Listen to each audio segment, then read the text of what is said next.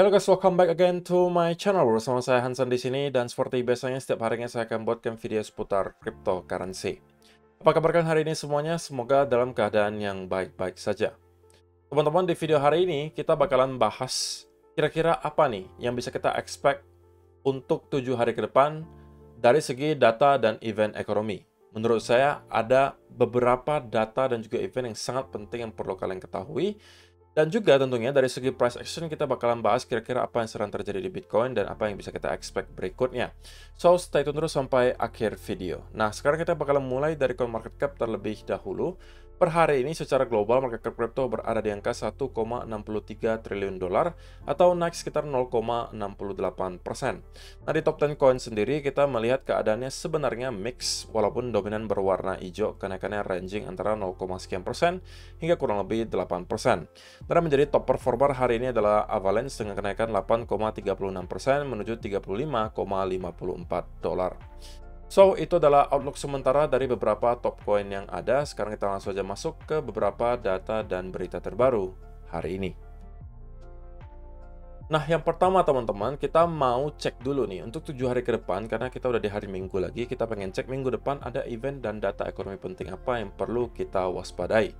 Dan minggu depan ada 2 data yang akan menjadi headline utama menurut saya. Yang pertama akan datang di tanggal 1 Februari atau hari Kamis nanti, di mana pada hari tersebut kita akan mendapatkan Fed Interest Rate Decision dan juga Fed Press Conference yang akan terlaksana di pukul 2 dini hari dan juga 2.30 dini hari tanggal 1 Februari atau hari Kamis nanti. Nah, untuk sementara teman-teman, ekspektasinya adalah suku bunga masih akan stay di angka 5,5%. Dan saya pribadi juga cenderung setuju dengan apa yang kita lihat di sini. Kemungkinan Fed masih akan pause untuk bulan ini. Dan ekspektasinya baru bulan depan kemungkinan ada pembicaraan seputaran cutting rates. Nah, tentunya kalau misalnya kita mengetahui hal tersebut, maka yang kita lihat tentunya nanti bukan Fed Interest Rate Decision-nya, karena kemungkinan besar akan stay di angka 5,5 sesuai dengan ekspektasi.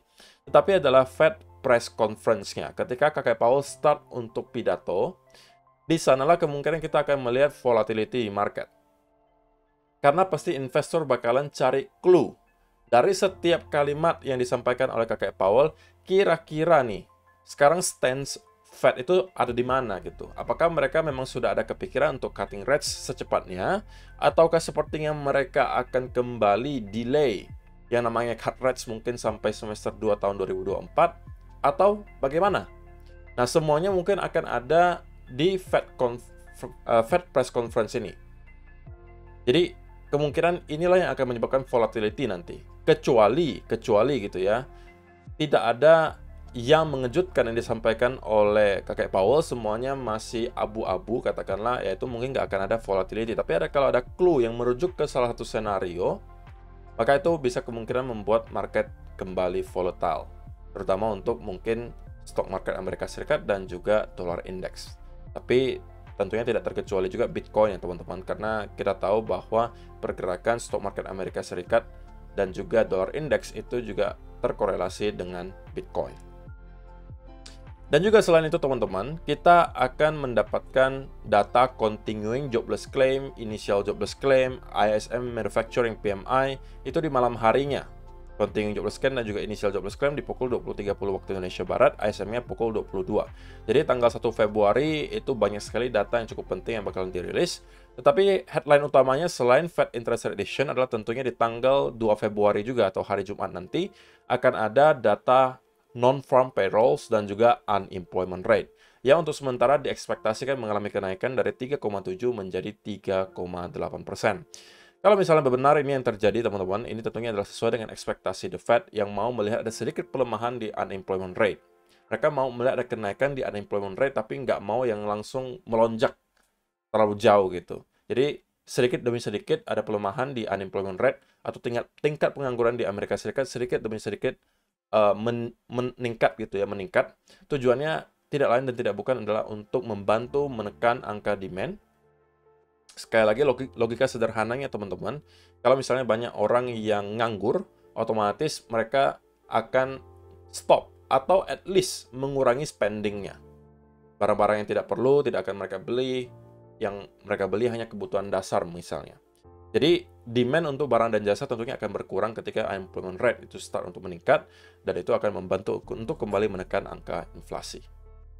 Jadi kalau itu benar terjadi, kita melihat unemployment rate itu meningkat sedikit demi sedikit, dan inflasi terus mengalami penurunan secara step by step, tentunya cepat atau lambat Fed akan melakukan cutting rates.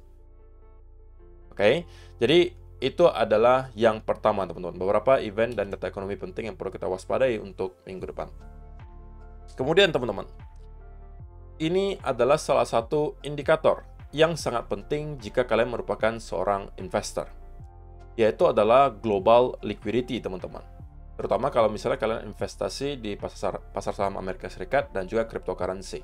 Karena rupanya kalau misalnya kita perhatikan, teman-teman, cycle global liquidity itu juga rupanya mirip-mirip dengan cycle halving Bitcoin.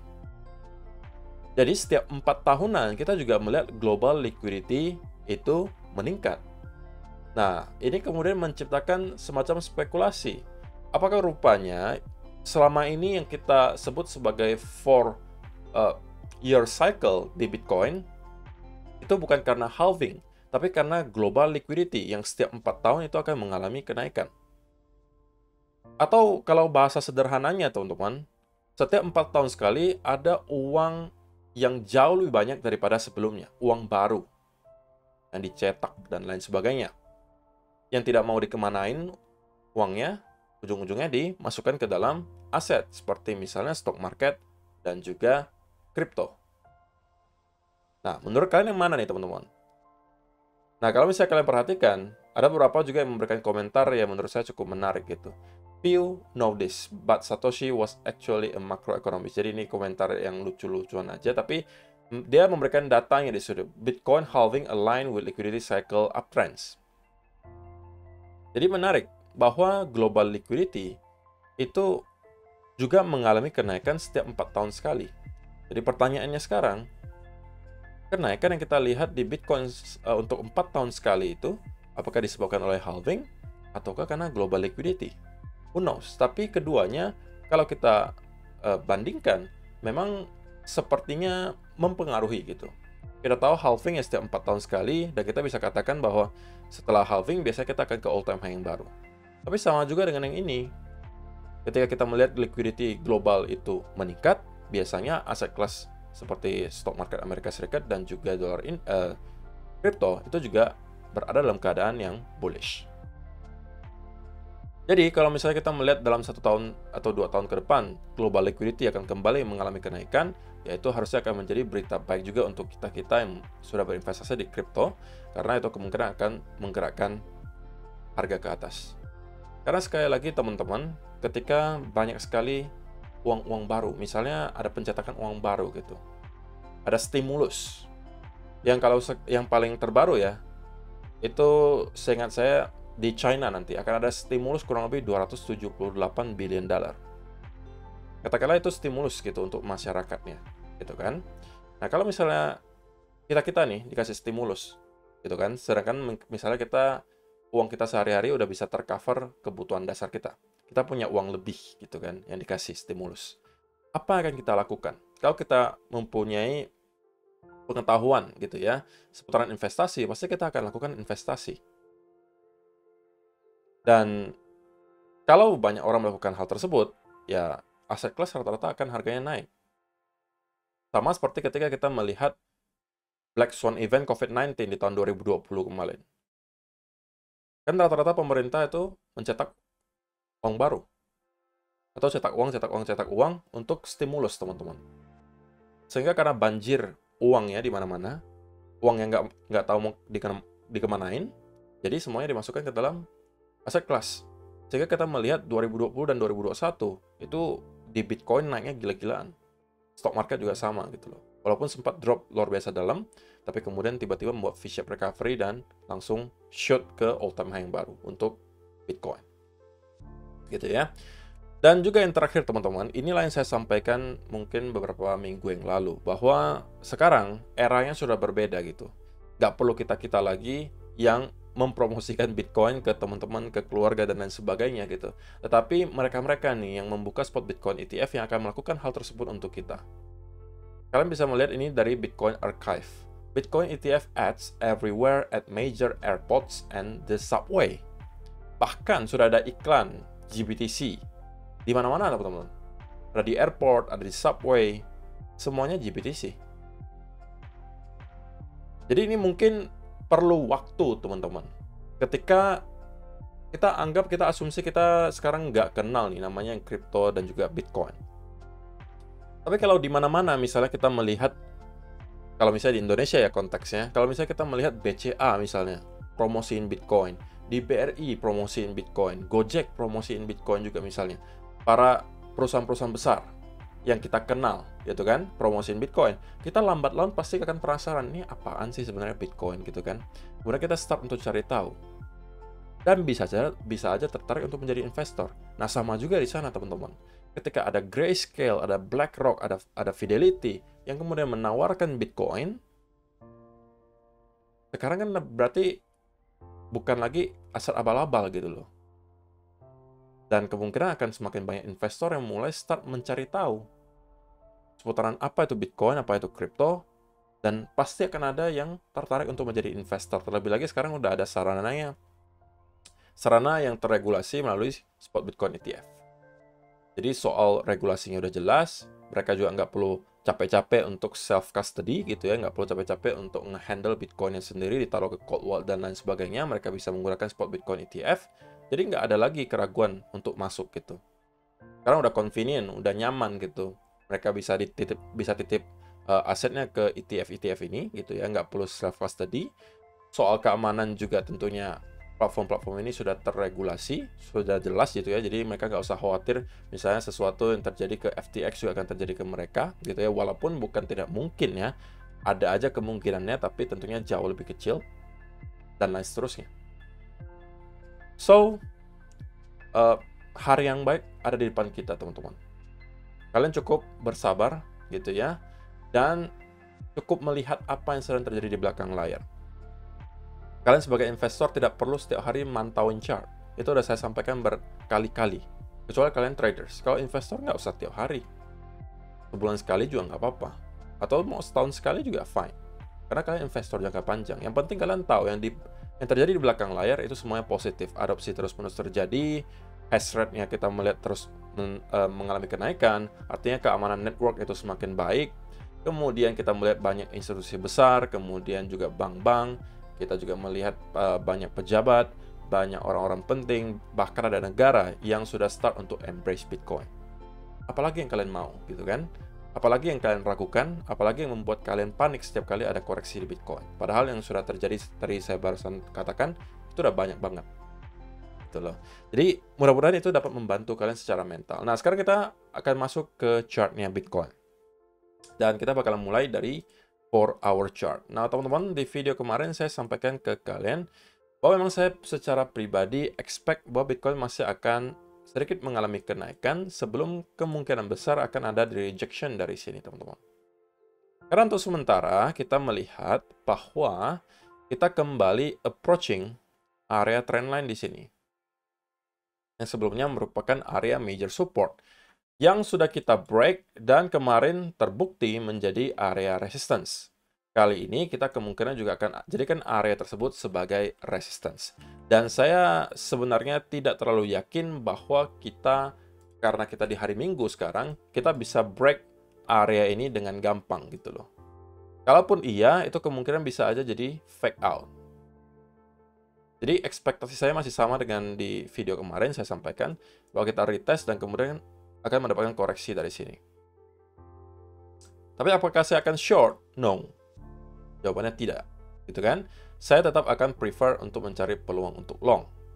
Dan sudah saya sampaikan itu berkali-kali di video beberapa hari terakhir. Nah, tetapi teman-teman, masuk longnya di mana? Gitu kan pertanyaannya. Masuk longnya antara salah satu dari dua senario yang dari kemarin saya sebutkan itu terjadi. Antara yang pertama, kita melihat ada inversion and shoulder di sini. Jadi saya mau lihat ada koreksi lebih dalam dari sana dan kemudian start untuk mencari peluang untuk long. Atau kita memang benar-benar mampu untuk break di atas area trendan di sini. Tapi saya nggak cuma mau break ya teman-teman, kita mau break dengan manner yang meyakinkan. Oke, nggak cuma break sedikit di atas, break mungkin di atas area 43.000 dan start untuk mendapatkan konsolidasi. Dan ini akan menjadi peluang bagi saya berikutnya untuk long. Tapi sebelum kedua hal tersebut terjadi, tentunya area di sini tidak tepat nih untuk kita long lagi teman-teman. Karena kita sekarang berada di area resistance justru. Oke, jadi kalau misalnya ditanya, lebih make sense sekarang ngapain kok? Kalau misalnya nekat banget gitu ya, ya lebih make sense sekarang short bukan long. Karena kita sekarang berada di area resistance. Tapi tentunya kalau kalian yang memang nekat banget mau short, berarti pertama, kalian harus tahu kalian sedang sedikit melawan momentum. Karena kita bisa melihat buying pressure di sini masih cukup besar, di sini juga masih terlihat cukup oke. Nah, jadi karena kalian tahu kalian melawan arus, sedikit melawan arus gitu ya, maka yang harus kalian lakukan adalah kalian harus menunggu setup yang rapi. Kalau misalnya mau short di sekitaran area trendline di sini, maka kalian harus menunggu ada reversal pattern dari sana. Katakanlah ada semacam double top, ada triple top, atau ada head and shoulder, manapun itu, yang menunjukkan kita kemungkinan akan kembali mendapatkan reversal dari sana. Nah, baru dari sana mungkin kalian bisa mencoba untuk melakukan short. Tetapi kalau tidak ada teman-teman, jangan coba-coba untuk ngide gitu, nge-short tanpa ada setup. Karena itu bisa berujung dengan kalian stop loss. Karena kalau kita mampu untuk break di atas area ini, teman-teman, kita kemungkinan akan menuju ke area minimal 44 ribuan. Ini pertama. Yang kedua, area 45.800. Yang ketiga, kita bisa kembali membuat V-shape recovery. Yang sekali lagi menurut saya, chance-nya untuk sekarang belum terlalu besar. Senario yang menurut saya, dan sudah saya sampaikan ini di video beberapa hari terakhir, yang akan terjadi ke Bitcoin selama beberapa minggu atau bulan ke depan adalah, ini adalah wave pertama dari koreksinya, kita sekarang sedang membentuk wave kedua, kemungkinan akan nyampe ke sekitaran area 44 sampai 45, baru dari sana kita akan start kembali bleeding out. Nah, bleedingnya ini bisa bervariasi ya teman-teman, kita bisa membuat kemudian semacam triangle di sini, sebelum pada akhirnya breakout. Kita juga bisa membuat semacam bull flag di sini, sebelum pada akhirnya naik. Tapi intinya adalah saya expect selama beberapa minggu dan beberapa bulan ke depan kita akan mendapatkan konsolidasi besar. Itu mungkin Anda sering kalian dengar selama beberapa hari terakhir. Jadi semua yang kita lihat di sini adalah kemungkinan hanya dalam bentuk rebound, untuk kemudian kita akan mendapatkan semacam koreksi lagi ke bawah, dan kita akan melihat nih perkembangannya seperti apa, pattern apa yang bakalan dibentuk nantinya. Oke, jadi itu aja sih yang saya rasa perlu saya sampaikan di video hari ini, teman-teman. Terima kasih untuk kalian yang sudah menonton sampai selesai. See you in the next video. Bye-bye.